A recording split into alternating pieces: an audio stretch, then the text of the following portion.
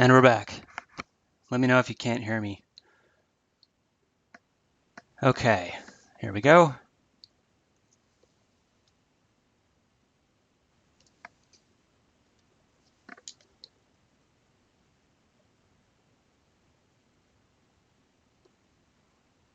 Come on, you can do it.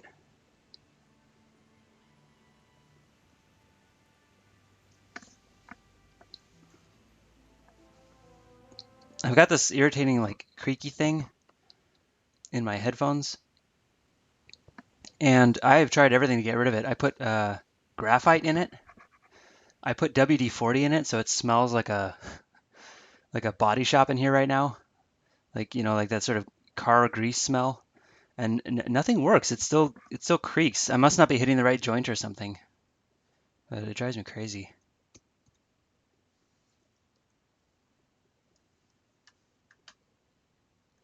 I hope you guys can hear me right now. Yeah, you can.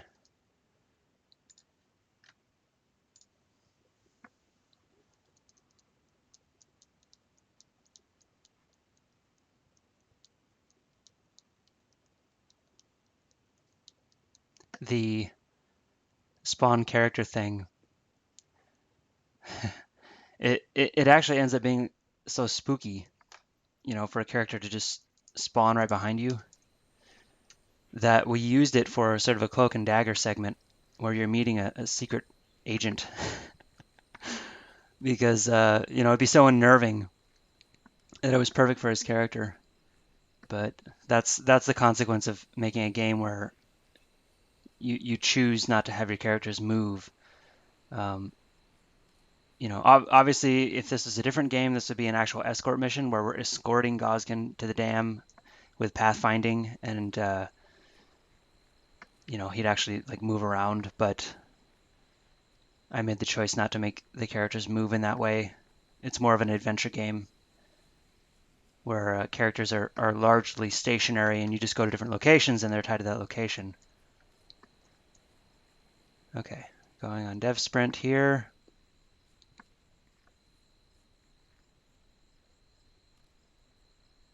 I believe we're coming up on it now.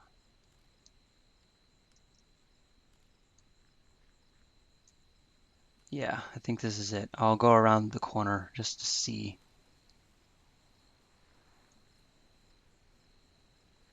Yep, there's our outcropping. And the dam should be loading any minute. There's the dam. Oh, oh God, oh no. Okay. So that's still not quite as, like once I'm on the ground here and I'm looking at it, it could stand to be a little more obvious still. But I think I'm okay with that for now. I'll wait for someone to complain before trying to make it too much better. What I will do though is I think I'll add some sort of dark rot, you bum. Go away.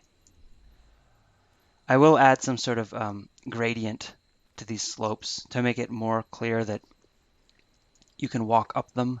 Because right now they look a little bit imposing. They look a little bit too much like a barrier in this spot. It's okay for them to look like that elsewhere.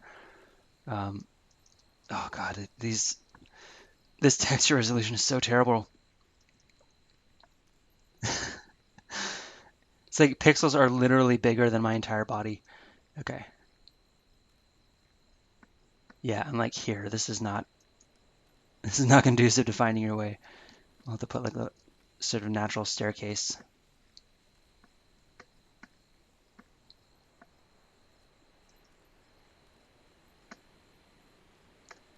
All right. I'm going to double check my mission here just to make sure. Escort Gosgin to the dam is active. So when we walk onto this trigger, what should happen is after 1 second, Gosgin should appear. He should force initiate a conversation with us. It should be the correct conversation, Gosgin Enk 2, and we should be able to pick up the mission from that point. I'm going to save here.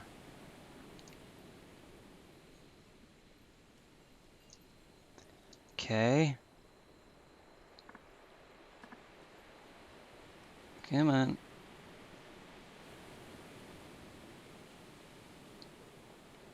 What? Well, something happened, but not what I expected. I triggered, well, that's peculiar. I triggered the introspection and not the character spawn. What could that mean? What does that mean? Okay.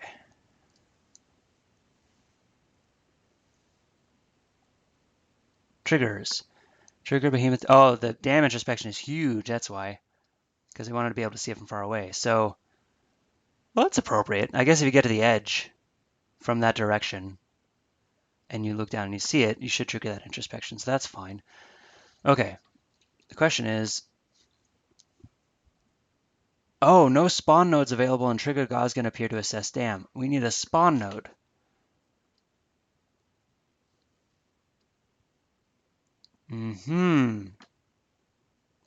I forgot a step.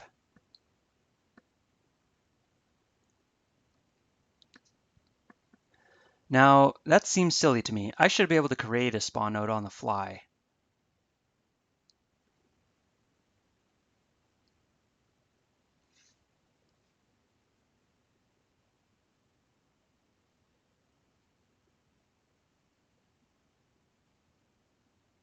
Why do I need a spawn node?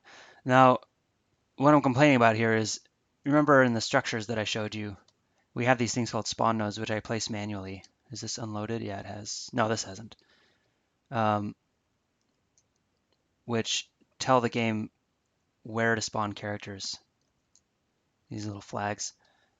And what my spawn character script is complaining about is that I haven't placed one of those in this part of the world to use. And I'm not convinced I should have to. I feel like I should be able to create one at runtime just because it's supposed to be behind the character.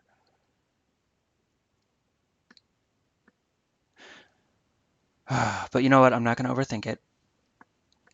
I'm just going to do what past me said I was supposed to do and trust that I knew what I was doing. All right, so here we go. We're going to add some spawn nodes to that location for the character spawning script to use.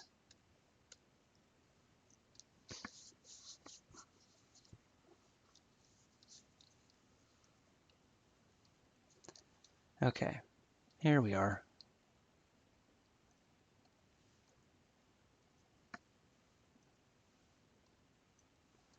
Let's make 4. And I believe what the script does is it chooses the most appropriate. It chooses the most appropriate direction from the available options. So I'll make 4 and roughly a circle around the player.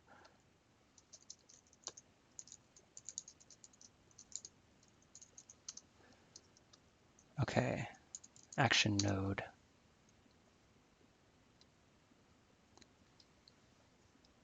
Let's go to debug here. Spawn Gosgin at dam 01.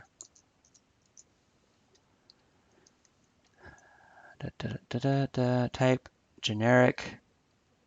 Any occupant uses spawn point. We don't need to specify any of the other stuff, I believe.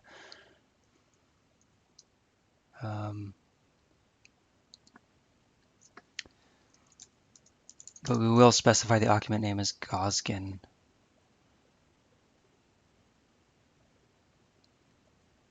Just looking through, do we use any of these?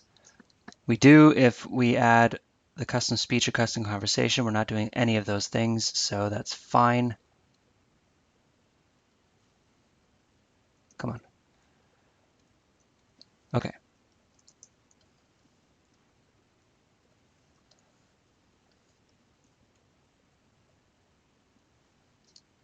Put one there.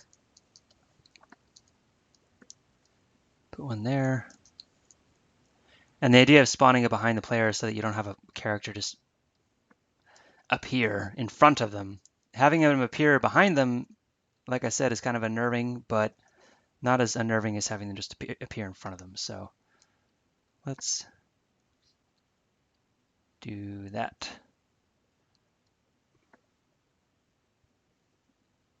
And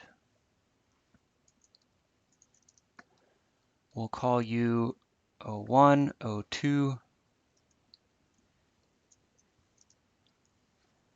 O3, and O4.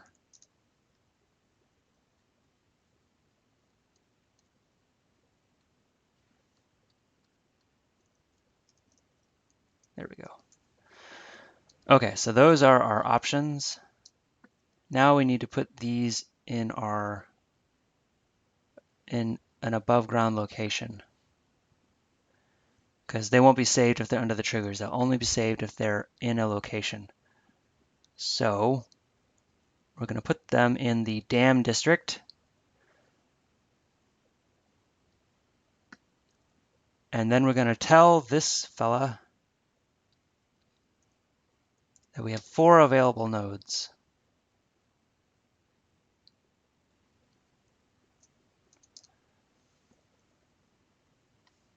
Now, how do we look for these?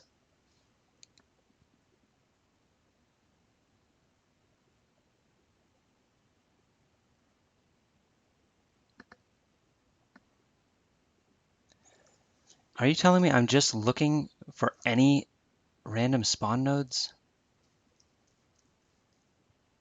in the chunk? I'm not even like, I'm like angry with my past self now. There are a lot of spawn nodes in the chunk. A lot. So I'm wondering what I'm thinking here. Do I really want to go through all of them?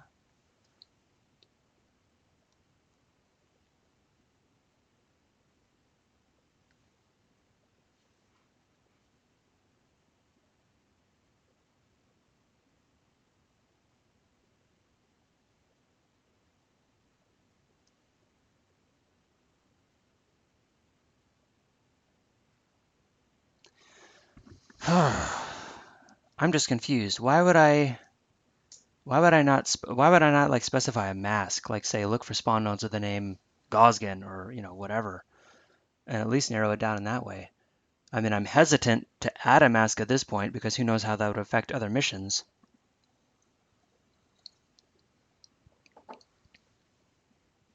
I'm not even checking if it's like close to the character, am I? No, I'm just checking about the least distance so far. Let me look up how exactly I'm doing this in another chunk where I know it works correctly. I'll just make sure that that I'm not crazy here. Now that would be in Dryker. Which chunk is Dryker in? 2, 3? I think it's 2, 3. I just want to see what past Lars is thinking, because I'm not sure he was thinking. I think past Lars might have been a little tired. Yeah, here we go.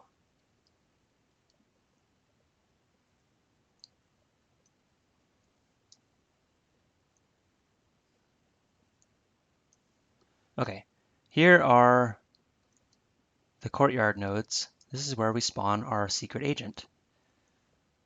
And trigger agent spawn. Well, I mean, it works. I know this works because I played that quest many times. I have no available spawn nodes. I have no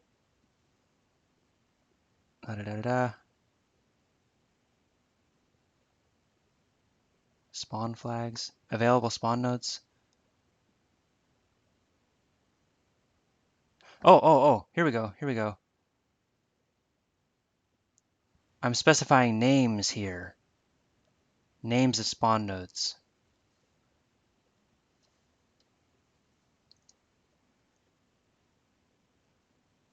Okay. I'm not being stupid. I was being smart. I'm passing in a list of action node names and then getting those names from the nodes. This get nodes function threw me off because there are some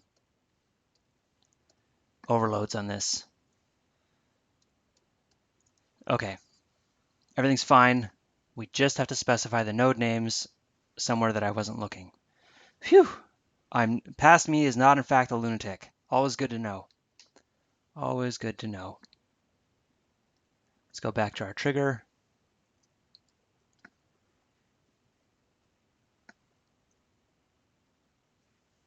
All right, we're going to save this chunk.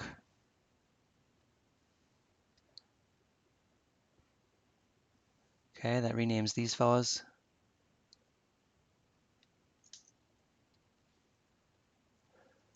And in trigger Gosgin appear to assess dam, we're going to put 4 of these fellas in here. 1, 2, 3, 4. All right, save the chunk again. That should do it.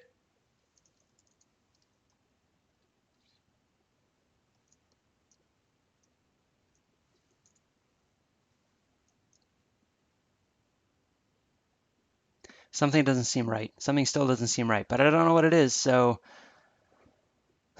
my guts is telling me something's going to go wrong, but I can't put my finger on what it is, so we'll just see what happens.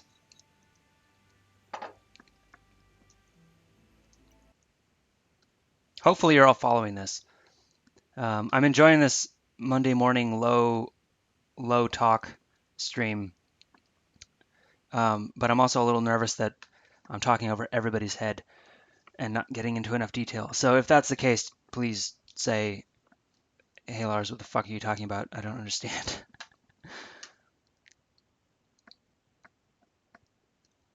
Okay.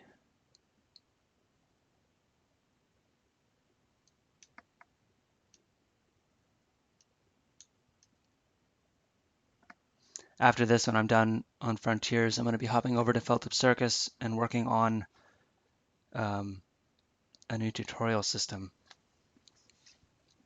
So that should be fun. I'm looking forward to it. I'm about halfway done with it. It's interesting trying to do tutorials in the Vive. It's very different from a normal game. Okay, here's our rock. Just gonna double check our mission. Okay, so we should see Gosgin spawn.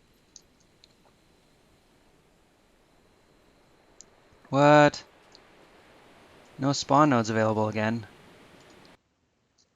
Did I forget to delete my bloody save game? I hate that. Oh, I hate it so much.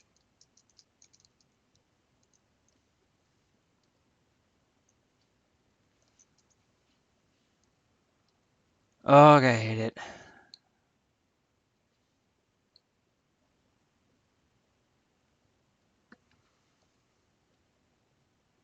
I think I did.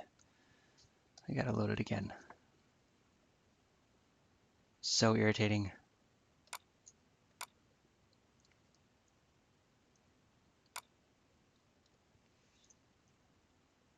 We gotta delete nodes and triggers and do it from scratch. Past self was a lunatic in that case. Stupid save game system. Ugh.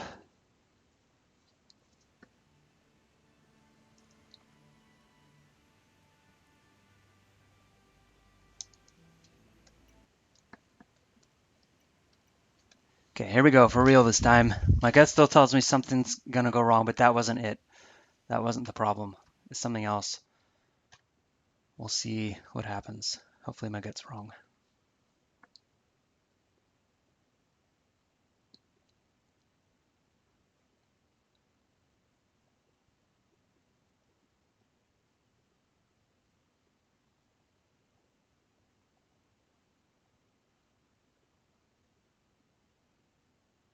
Loading, loading, loading, loading, loading, loading. Do, do, do, do, do, do, do,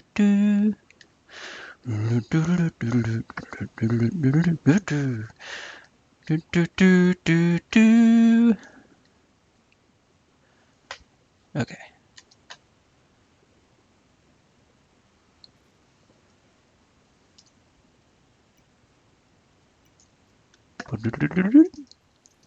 Oh, Poppin.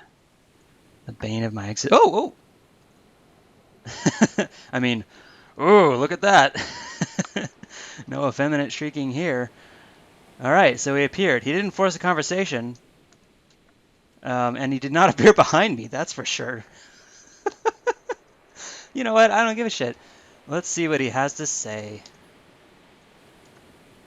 Couldn't get the conversation. Canceling. Looking for conversation blah, by character Gosgin. All right, now that's interesting.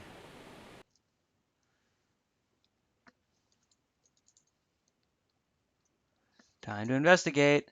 Conversation name is set to Bubkiss. Now, we didn't set the conversation name in this fella, so he shouldn't have overridden it. But I'm going to check the trigger anyway to make sure there isn't like a space or something. Oh, wait.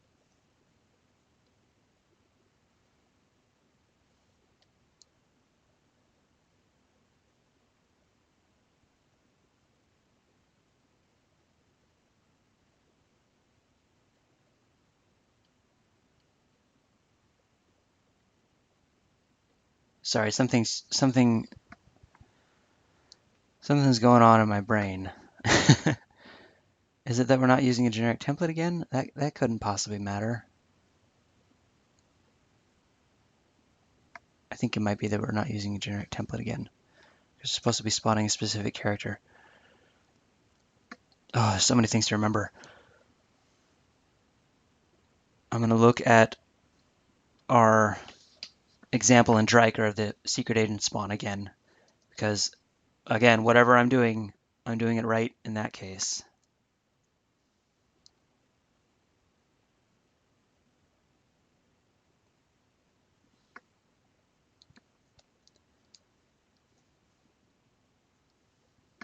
Oh yeah, see, these look different. I'm doing something different here. What are we saying is your... Okay, I do not say use the spawn point. I don't... Random occupant, any occupant. I'm going to copy your properties, buddy. I'm just going to copy and paste. Just going to copy and paste.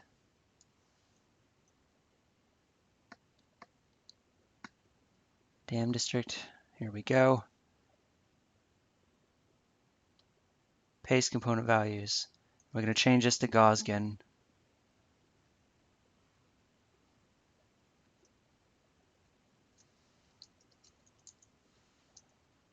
My custom editor here makes it really slow, so I have to turn it on to debug if I want to actually type stuff into it.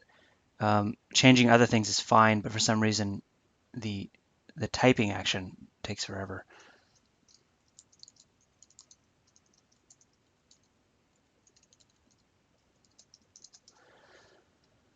Okay. So now I just need to copy these properties over.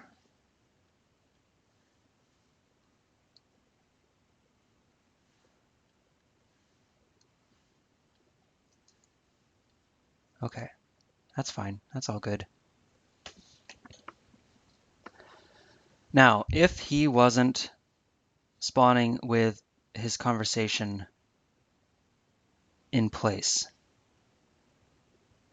that could mean that although I have spawned him with that conversation in his workshop in the temporary city, his character template doesn't specify that conversation. And so when I spawn him here, he won't know what to say.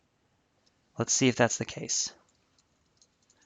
So many things that could go wrong. Avoid complexity, kids. Just avoid it. Make Pong, don't make Frontiers. Talkative template, I have not specified a conversation name.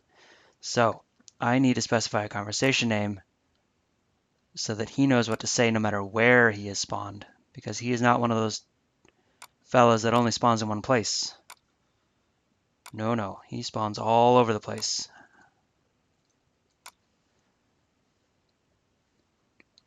Now I only have to specify, where are you, Gosgin? I did this backwards. I only have to specify the one conversation, the first conversation, because every other conversation that he'll have will be arrived at through overrides in that one conversation. So we only need to specify this. Okay. Saving the character templates. Saving the chunk. We're going to delete our save game stuff because I'm not forgetting this time.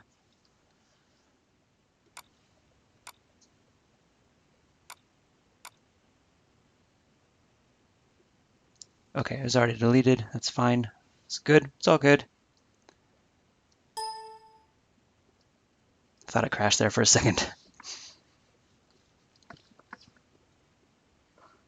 But Lars, it's the complex games that are most satisfying and immersive. Pong just isn't Morrowind. Complexity. I'm coming around on complexity. When I started this game, I sincerely believed that the best kind of gameplay comes out of complexity. That it comes from. I thought of it like a pantry. You know, like not like a modern pantry, but like one of those old pantries where um, you have like all the fruits and stuff in there, and it's cool in there, but the fruits they sort of like imbibe each other with one another's smells, and so you get like they reinforce each other and they give each other hints of flavor and taste that they wouldn't have on their own, and so all the food becomes better. Every bite you take is like a little cornucopia. That's how I thought of gameplay. Like the more flavor you gave to the world through like little bits of gameplay, the more they reinforced each other. And I'm finding that that's just a lie. That the really great games, when I look at what works about them, it's sometimes it's complexity, but very rarely. Usually it's one or two things that work really, really, really well and make the complexity worth putting up with. And I was mistaking the origin of that experience. It wasn't coming from the complexity. It was coming from the small, particularly well designed little chunk that I was directly enjoying. And as I've been experimenting with VR, which forces you to really narrow things down and just focus on the little chunks, because with something like Frontiers, there's like a grab bag. You can, just take existing elements off shelves and say, okay, I want a crafting system, I want a this, I want a that, and those ideas are fully formed. With VR, there are no ideas yet. Like nobody knows what. Like we don't even have names for a lot of the gameplay elements that we're coming up with for VR. So, I have to focus on these little tiny things, and I find that sometimes the little tiny things that I come up with are more immersive and interesting than the whole of Frontiers. So, I'm really I've changed my view on complexity. And when I look back at things like Morrowind, um, I'm not convinced that it's actually that the good stuff from that comes from complexity at all. This isn't like a well thought out thesis. This is the first time I've spoken about it out loud, so I'm probably not making a great case for it. But at some point at a later date, I might write about it, you know, or I might talk about it more over the stream. We'll see. I'm pretty sure if you were to totally refactor Frontiers, it would end up a much simpler structure. Well, yeah. Uh, in my November update, when I talked about like how all this complexity was turning the development process, like it was making it like wading through molasses, right? Um, I said if I started from scratch with Frontiers, like, or rather, not if I started from scratch, if I took everything that works about it now and ripped out everything that wasn't working, like not 100% working, I would just do a visual novel. Because what's working is the story and the music and the locations, but not necessarily moving around in the locations or, hunting or crafting or any of that stuff. Like that stuff's okay. It kind of works. But the stuff that are real experiences that I remember, they all have to do with the story. And the rest is just sort of a distraction. It's something you put up with in order to get to the story. So yeah, it would be a totally different experience. An unfamiliar face. Are you the one the mayor sent me a message about? Okay, so let's look at our substitutions here.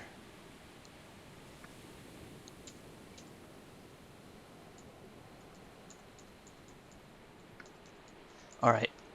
When you assume, you make an ass out of you and me, and I assumed. I assumed that we had a substitution statement in here that said once we do the follow player thing,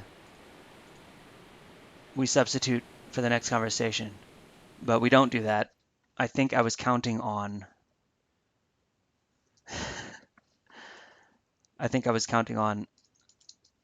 setting this up in the actual action node that I spawn them on, because that's another way to specify a conversation. So back to the chunk.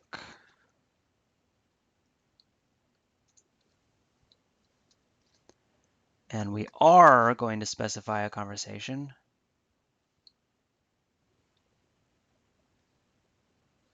It's going to be way down this list. And on and on and on and on and on and on and on.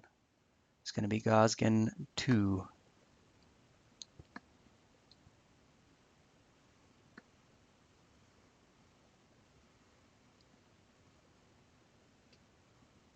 And on and on and on. Okay. Gosgin Ink Behemoth 2. All right. So now that we have the correct spelling there, I will just copy and paste these in here. And then finally, at long last, we'll be able to move forward in the quest.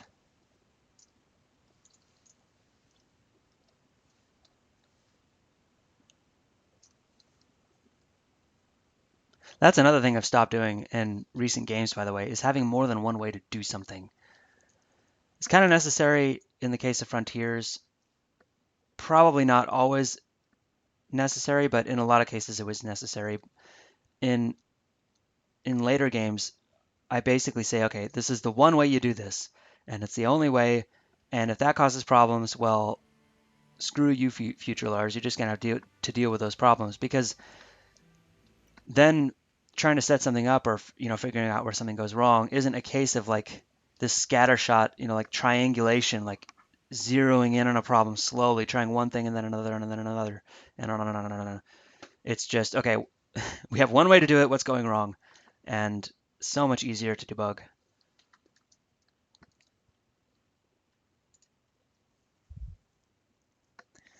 What you're saying is features are more important than complexity. Complexity for complexity's sake doesn't make a good game. Features that are fun and good make the game enjoyable. Anything that's tedious or gets old should be removed and reworked. It's the 80-20 thing. Most games, there's a golden 20% that is fun. That keeps you coming back. And as a game designer, your job is to identify the 20% and minimize the 80% that is just filler. That's really close to what I'm saying. I'm not just saying that complexity for complexity's sake is bad. I'm saying features for feature's sake is bad. And because features give rise to complexity. It's kind of a subtle distinction. I'm not sure I'm prepared to explain exactly how they're different. It's more that when I look at a game like Morrowind, there are a lot of features. There's lots of things you can do. It's not that you could take a simple feature and make it complex, right? And that would add complexity to the game. That wouldn't be my goal. Like, my goal isn't just strictly complexity. It's complexity through an abundance of features. And what I found is that an abundance of features and the complexity that comes with it, the abundance of features isn't as much of a benefit as I'd previously thought. I thought that the goodness came from the abundance, that that the 20%, that the 20% that's good could come from stacking features on top of each other and making them more interesting. Like the crafting system could be part of the 20%, but only because it feeds into the 20% that you like about hunting, which feeds into the 20% you like about bartering, right? Like, they mutually reinforce each other. And that's what I've come around on. I no longer believe that. I no longer believe that interdependence and that That mutually reinforced complexity is a good thing. Oh, thank you, Facebook. I have notifications. The stupid Facebook thing. I hate it. I think it's coming through Chrome. I need to find a way to turn it off. All right, here's our Gosgin. Yay! Gosgin spreads his arm out to his sides as if to embrace the sky and the landscape before him. Here we are, safe and sound. Under any other circumstances, I could actually enjoy the view. Okay. Let's concentrate on the dam. It's pretty, isn't it? And I'm glad we made it in one piece. You and me both, my friend. That was probably the most dangerous thing I've ever done. Now, watching me play that, it's pretty evident that it's not that dangerous because I haven't put like coyotes and spiders along the way that the player has to clear out. But it's not like a critical part of the mission, so I'm just letting the dialogue be a little bit inconsistent. Anyway, let me make some quick drawings of the place, and I'll be able to identify which parts we need to hit. I will wait patiently. Gosgin sketches silently until he's finished with a detailed drawing and several rough diagrams of the dam, based largely on guesswork. He points at the obvious features with his pencil. There, that's just about ready. I appreciate your patience, player. I keep forgetting my name is Player. Let's run through the important spots. We have 3 key targets in order from left to right, or west to east if you prefer. First, you see that big tangle toward the bottom left? That's a focal point, and the logs there are strong enough so that the spiders haven't bothered to web them too tightly, excuse me. 2 charges should do it, 1 for each side of the dam. Second, there's a bulging cocoon of webbing on the middle right. I've been reading up on water spiders, and my educated guess would be that that's their creche, where the colony keeps their egg clutches. 1 charge at the centermost point should burn off a great deal of structural webbing and destroy most of those eggs before they hit the water. Third, there's a lot of damage on the far right, all around the waterline. Our Leviathan thread must have been thrashing away at that bit, and the spiders haven't been able to repair it all the way. Not yet, in any case. 1 explosive push should be able to finish it off. Now I've brought 5 kegs of powder and a selection of my homemade luminite fuses. It's 5? I thought it was 4. That's interesting. This is every ounce we have, and I doubt there's more to be had in all of Apple Valley. That means no second chances. We have to get this right the first time. Remember, 2 kegs for the tangle of logs, 1 for everything else, and 1 spare just in case. Oh, okay. All right. Just place them as near to the targets as you can, and the force of the blast should do the rest. All right. Great. Give me the charges. I'll get started. We should get you safely back to civilization before I do anything else. Understood. I'll keep watch here while you take care of it. I keep hearing the word you. That wasn't part of the plan. All right. I'll keep watch here while you take care of it. Are you mad? I didn't bring several pounds of black powder on a nature hike to plant it myself. I'd end up as nothing more than spider food. You're the Pathfinder. This is supposed to be field of work for you, so make yourself useful. Now shut up and let me explain the fuses. Gosgin hands you a box containing a number of carefully arranged, faintly glowing crystals. Now, I'm not seeing this appear in my inventory yet. I'm hoping what happens is he gives it all to me in one go at the end of this conversation, and that I haven't just forgotten or screwed up the inventory scripts. We'll see. Okay, these are luminite fuses, all my own design. You don't need fire or tinder to light them. 1 surge of energy from my detonator will set them off. You'll need to attach 1 of these fuses to each charge or they won't blow. Got it? Okay. I'm seriously not doing it. Understood. I'll take care of it. Good stuff. The way back should be safe enough for the time being, so I'll meet you back in Dunsford. Hopefully to hear you bring the good news. Godspeed, player, and good luck. Okay, he left. And he gave me luminite fuses and black powder charges. Now, I'm a little fuzzy on the detonator bit. He didn't give me a detonator. I was under the impression that he would detonate it remotely once I talked to him again, but he just went back to camp. So I'm a little fuzzy on that. We'll see what happens. It might be revealed in a moment. Now, this is one of those cases where and I hate to play the younger gamer, older gamer card, because it's usually not true. But this is one of those cases where I think younger gamers are going to be frustrated by the amount of information that was just thrown at them. and which they, in all probability, skimmed. Um, that's one of those frustrations that I'm comfortable. Oh, did I just maroon myself? No, I'm okay. That's one of those frustrations that I'm comfortable with. One hopes that by this point in the game, they will have learned that you have to pay attention to what people say in order to progress, and that you can't just click through conversations. And that it might even be appropriate to take notes.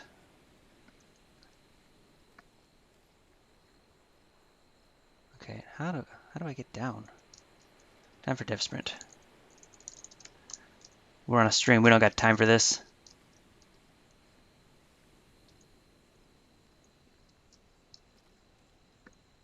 I could have sworn there was a. Oh, well, I guess that's how I'm doing it. Okay, here's the sea.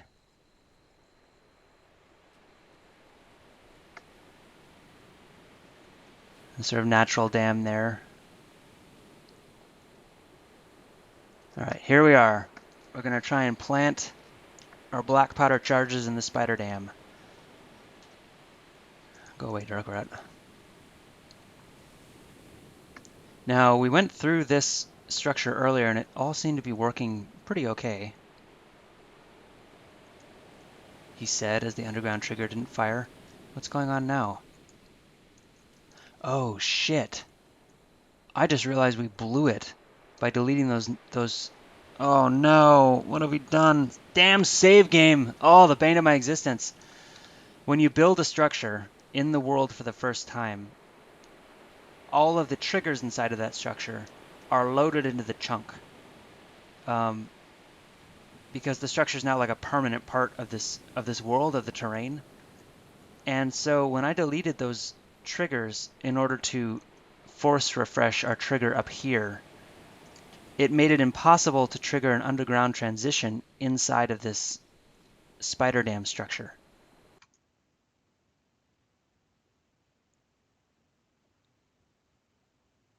Well, wow, we didn't even get like a crash notification. Just shut right off, huh? That's Unity. Okay. In other words, this isn't ESO referring. Oh, there we go. It finally caught up. Referring to you can't just click through conversations. Right, exactly. That's one of the things that I think does bring richness. I haven't changed my mind about that. Um, in fact, the process of making Frontiers and watching people play it has reinforced my belief that when you write conversations, you force the player to pay attention and you don't give them a way to not pay attention, like quest markers and stuff. Because if you give them, because reading text, if you let it, becomes a tedious process. You have to be in the right mindset.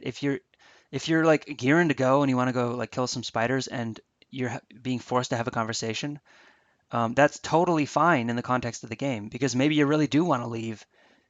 Like that's a good feeling to have.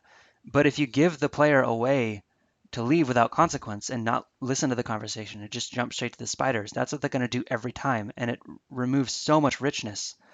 Because if you absolutely have to sort of calm yourself down and pay attention to the content of a conversation, the conversations um, become so much richer because they're a real thing. Like you really feel like you're paying attention to a person and not just a text that's being barfed at you. So yeah, that's how I feel about the conversations. And I think I'm gonna call it a day for Frontiers today. We've hit our crash limit. uh, we did pretty good today. We knocked out several more steps of the quest, so I feel good calling it a day and waiting for the next stream to continue. And I think I'm gonna hop over to Feltip Circus now. I'm not gonna stream that because I'm gonna be spending 99% of the time on the floor uh, messing with the tutorial stuff, so it won't be very exciting. But I will see you guys next time, and thanks for dropping in.